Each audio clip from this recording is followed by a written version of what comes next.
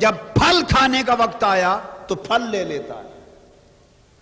یہاں ایک مثال دے دوں، کل میں نے وہ واقعہ حضرت رابعہ بصری کا بیان کیا تھا، وہ دہراتا ہوں چونکہ آج کی بات کے لیے ایک حصہ میں نے کل بیان نہیں کیا تھا، آخری چھوڑ دیا تھا۔ وہ جو آخری حصہ کل چھوڑ دیا تھا وہ آج کے لیے ریلیونٹ ہے، مگر اس خاطر واقعہ پورا دہرانا پڑتا ہے کہ کس طرح پھل لے کر آزماتا ہے۔ یہ بات سمجھ نہیں آئے گی جب تک واقعہ پورا ذہن میں نہیں رکھیں گے۔ دہرا رہا ہوں آپ کے لیے کہ حضرت ابراہیم بن ادہم رضی اللہ تعالی عنہ اللہ کے گھر کی زیارت کے لیے چلتے ہیں، آپ نے سنا، بیت اللہ کے لیے، اور فیصلہ کیا کہ اب کہ باری تعالیٰ تیرے گھر کا دیدار اس حال میں جا کروں گا کہ کوئی اس حال میں نہ آیا ہو۔ چلتے ہیں، ہر قدم پہ 2 نفل ادا کرتے ہیں اور ہر قدم پہ 2 نفل پڑھتے، ہر قدم پہ 2 نفل پڑھتے۔ 14 سال کے بعد شہر مکہ، حرم مکہ میں داخل ہوتے ہیں، داخل ہوتے ہیں۔ جب آگے پہنچتے ہیں تو روحانی آنکھ سے جب دیکھتے ہیں تو روحانی وجود کعبۃ اللہ کا سامنے دکھائی نہیں دیتا، کعبہ نظر نہیں آتا۔ پریشان ہوتے ہیں کہ کہیں میری روحانی بصیرت تو زائل نہیں ہو گئی، دل کی آنکھ تو نہیں بند ہو گئی۔ حکم ہوتا ہے نہیں ابراہیم تیری بصیرت قائم ہے، مگر کعبہ کسی کے استقبال کے لیے گیا ہے۔ عرض کیا باری تعالیٰ کوئی مجھ سے بھی بلند ہے اور مجھ سے بھی اعلیٰ شان اور مجھ سے بھی اعلیٰ ریاضت کے ساتھ تیرے گھر کو دیکھنے آ رہا ہے کہ میں 14 سال میں پہنچا ہوں، مجھے دکھائی نہیں دیا؟ مجھے بتا تو صحیح کہ وہ آنے والا کس شان سے آ رہا ہے کہ جس کے استقبال کے لیے خود کعبہ چل کے گیا ہے۔ فرمایا دیکھ ابھی آنے والا، ظاہر ہونے والا ہے، وہ ایک بوڑھی ہے، ایک ضعیفہ ہے۔ مڑ کر جو دیکھا تو حضرت رابعہ بصری لاٹھی کے سہارے چلی آ رہی ہے اور کعبہ حضرت رابعہ بصری کے استقبال کے لیے کھڑا۔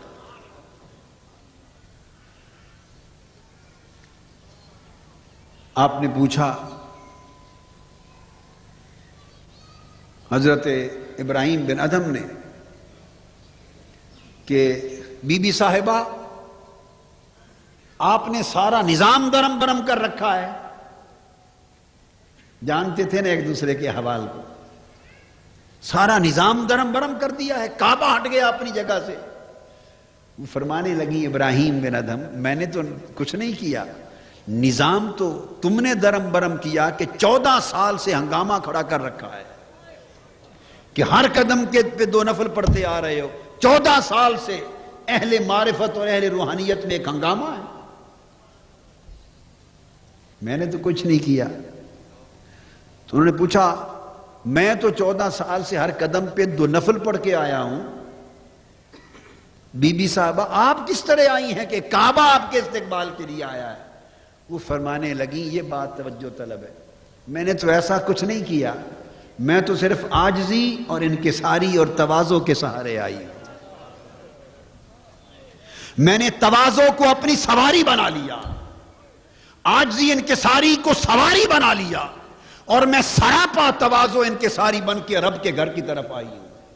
14 سال کے نفل پیچھے رہ گئے اور تواضع اور انکساری کی سواری بندے کو اوپر لے گئی۔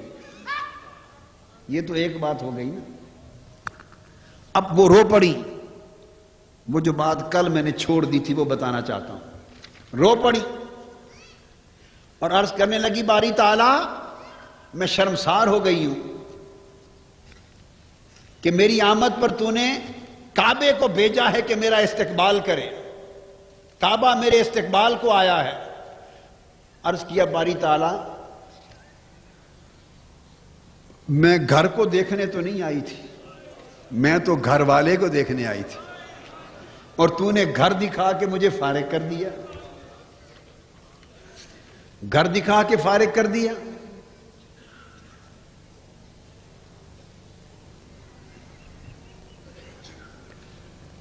واپس مڑی طواف کر کے، عرض کیا باری تعالیٰ میں اگلے سال پھر آؤں گی، اگلی بار، اور اب کہ ایسا آؤں گی کہ اس سال کعبہ میرے استقبال کو آیا ہے، اگلی بار آؤں گی تو میں تیرے گھر کا استقبال کروں گی، میں تیرے گھر کا استقبال کروں گی۔ جب اگلی بار حضرت رابعہ بصری نے دوبارہ سفر کیا، تو آپ کھڑی نہیں ہوئی، سجدے میں گر گئیں، اور گھر سے چل کر حرم مکہ تک سجدے میں زمین پہ لڑکتی ہوئی سفر کیا، سر اٹھایا ہی نہیں، ہائے ہائے ہائے، سر اٹھایا ہی نہیں۔ اب میں وہ بتا رہا ہوں کہ کس طرح آزمائش ہوتی ہے، آزماتے کیسے ہیں۔ سر نہیں اٹھایا، 7 سال زمین پر حالت سجدہ میں لڑکتی ہوئی کعبہ پہنچی۔ جب باری تعالیٰ کے گھر پہنچی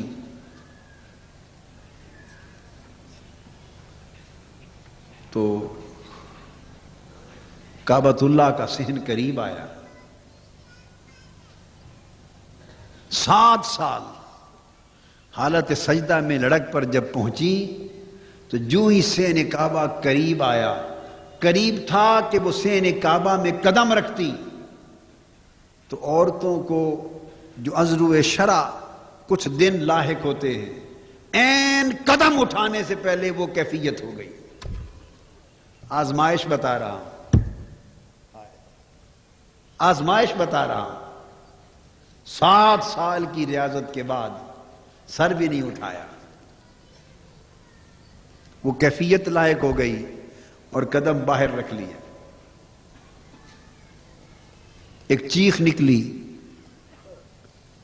عرض کیا باری تعالیٰ اب اپنی تجلی ہی دکھا دے، اندر تو جا نہیں سکتی، اپنی تجلی ہی دکھا دے۔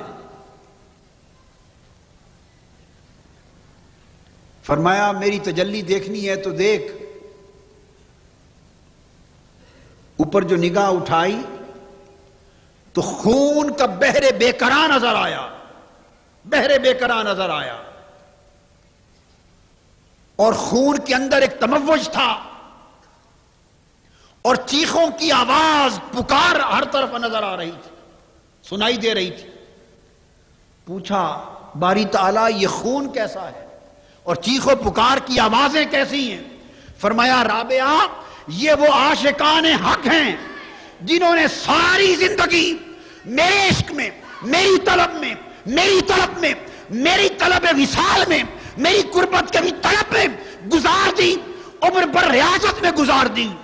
کوئی کھڑا نہ ہوا، کسی نے سجدے سے سر نہ اٹھایا، کوئی عمر بھر فاقے کی آگ میں جلتا رہا، کوئی الٹا لٹکتا رہا، کوئی ساری زندگی روتا رہا۔